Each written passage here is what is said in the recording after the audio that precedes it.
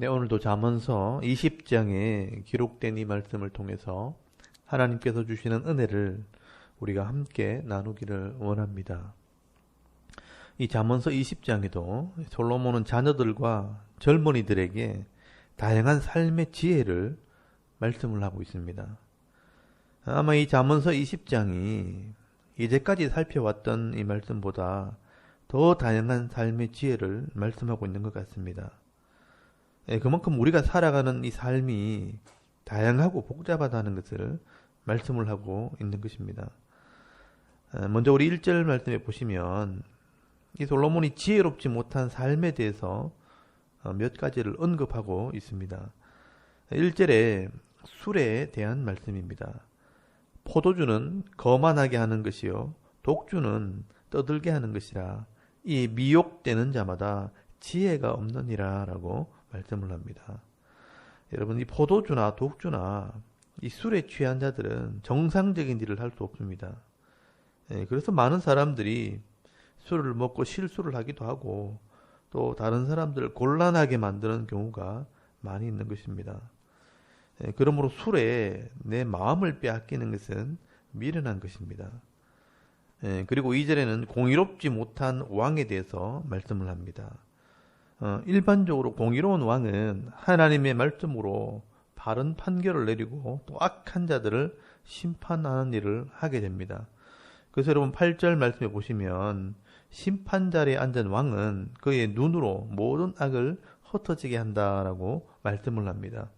그리고 26절에도 지혜로운 왕은 악인들을 키질하며 타작하는 바퀴를 그들 위에 굴리느니라 라고 말씀을 합니다.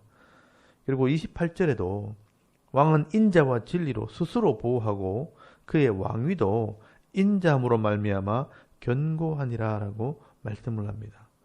여러분, 그러나 반면에 이 공의롭지 못한 왕은요, 분노함으로 자기 권력을 함부로 사용하기 때문에 여러분, 이런 왕을 화나게 하는 것은 지혜롭지 못하다는 것입니다.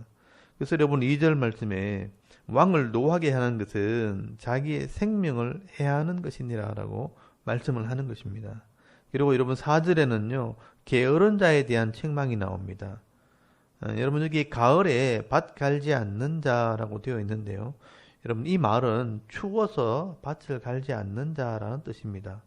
여러분, 농부가 파종할 때는 날씨가 추워도 미래의 열매를 위해서 밭을 갈아야 하는 겁니다.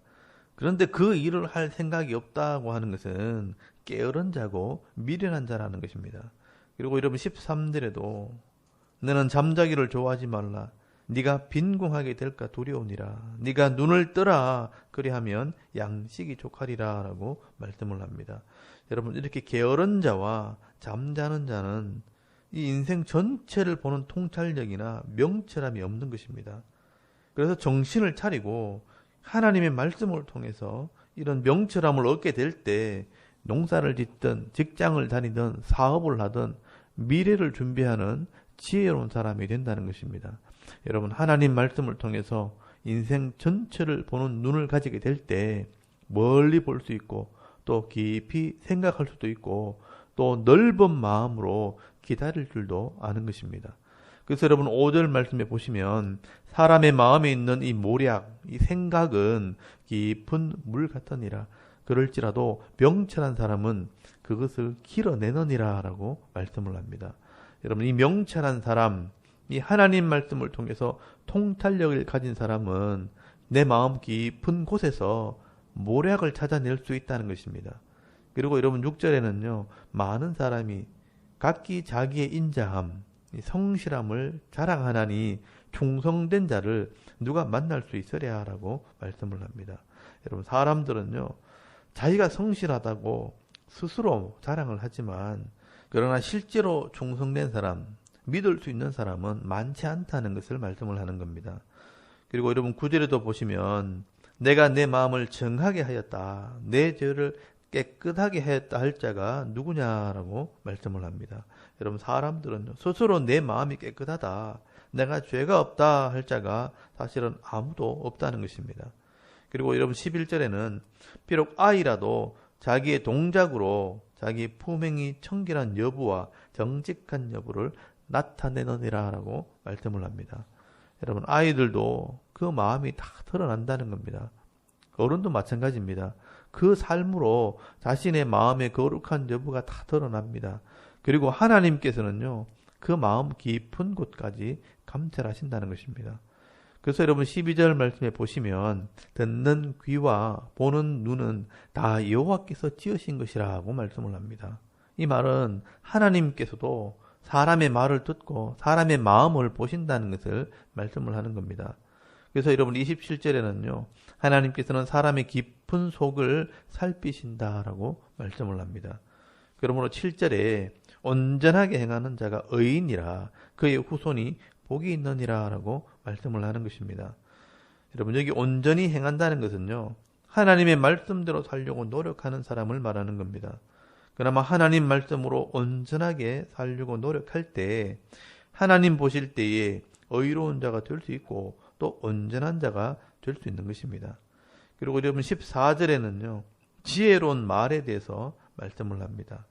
물건을 사는 자가 좋지 못하다 하다가 돌아간 후에 자랑하느니라 라고 말씀을 합니다. 여러분 보통 사람들은요. 물건을 흥정할 때 선한 거짓말을 한다는 겁니다. 여러분 물건을 파는 사람은 내가 좋은 물건을 지금 믿지고 판다 하면서 우기기도 하고요. 또 물건을 사는 사람은 흠을 잡아서 나쁘다고 우기면서 나중에는 잘 샀다 하고 자랑을 한다는 겁니다. 그래서 여러분 삶 속에서 다른 사람들에게 피해가 되지 않는다면 지혜롭게 말하는 것도 필요한 것이라고 말씀을 하는 것입니다.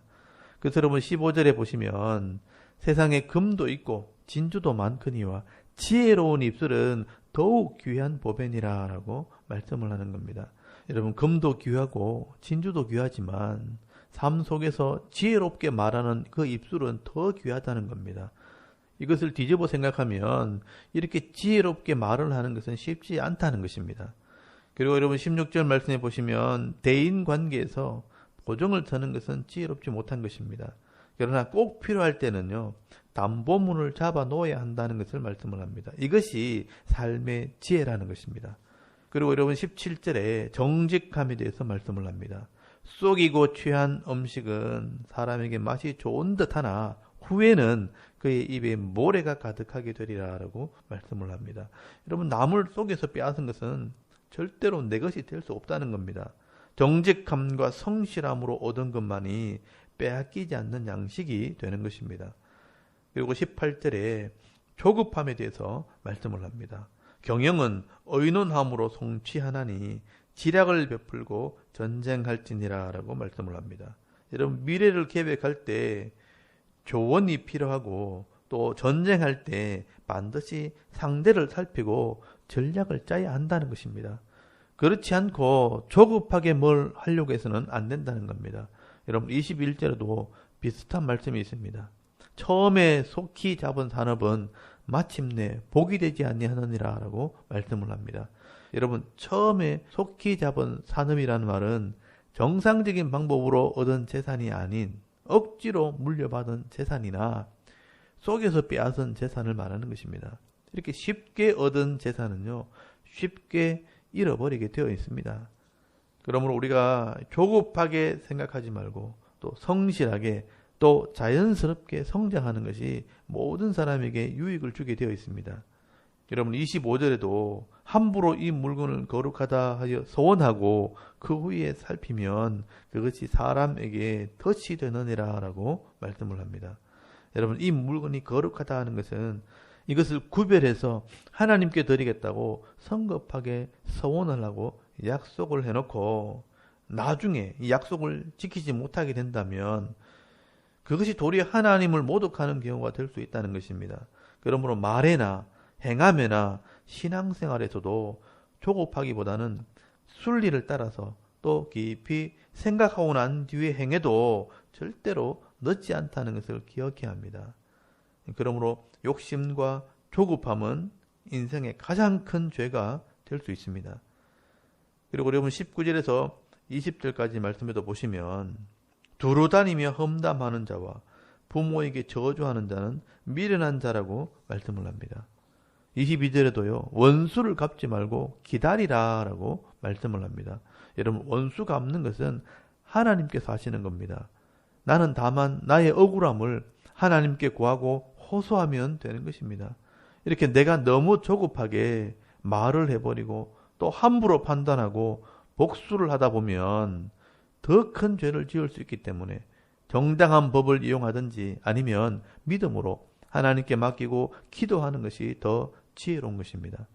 그리고 여러분 23절과 10절 말씀에도 보시면 여호와께서는 한결같지 않는 추와 또 한결같지 않는 죄를 미워하시고 또 속이는 조를 미워하신다라고 말씀을 합니다. 여러분 이것도 어떻게 보면 조급함에서 나오는 겁니다.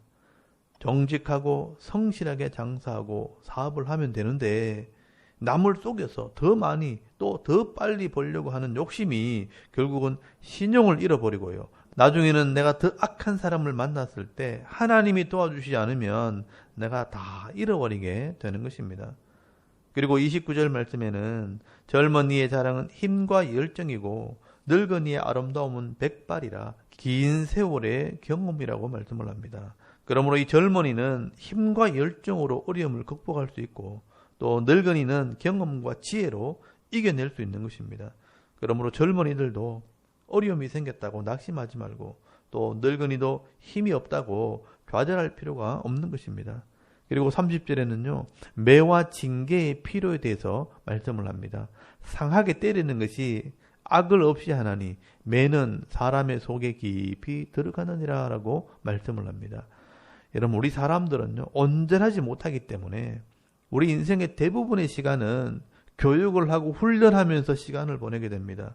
그렇다 하나님께서는요. 사람들을 통해서 또 인생의 환경을 통해서 우리를 훈련하시는 것입니다. 그래서 사람 막대기와 인생 채찍을 통해서 사람들을 훈련하십니다. 그러므로 우리가 연약하다는 것을 인정하고 징계가 임할 때마다 하나님의 교훈과 책망으로 잘 받아들이게 되면 이것이 삶의 지혜가 되는 것입니다. 여러분 삶 속에서 이 하나님의 책망을 지혜로 알아들을 때 그 사람은 성숙한 그리스도인으로 살아갈 수 있게 되는 것입니다. 여러분 바울은요. 모든 성경은 하나님의 감동으로 된 것으로 교훈과 책망과 바르게 함과 의로 교육하기에 유익하다고 말씀을 합니다. 여러분 이 말씀으로 단련을 받을 때 하나님의 사람으로 온전하게 되어지는 은혜가 있는 것입니다. 오늘도 이 솔로몬이 말하는 이 지혜의 말씀을 한 말씀 한 말씀 내 마음에 새겨서 성령께서 깨닫게 하시는 이 말씀을 따라 순종하며 나아갈 때 지혜로운 삶, 은혜의 삶, 축복의 삶을 살아가는 저와 여러분의 이 오늘 하루 삶이 될 수 있기를 주의 이름으로 축원합니다. 아멘. 우리 잠깐 기도드리겠습니다. 오늘도 조급하지 않게 이 하나님의 교훈을 묵상하며 지혜로운 삶을 살게 하옵소서. 나라와 섬기는 교회와 가정과 자녀들의 믿음을 위해서 또 개인의 사명을 위해 기도하고 또 오늘 하루 삶을 시작하도록 하겠습니다. 다 같이 우리 하나님께 한번 기도드리겠습니다. 살아계신 하나님 은혜를 감사합니다. 오늘 이 아침에 우리가 하나님을 예배하게 하시고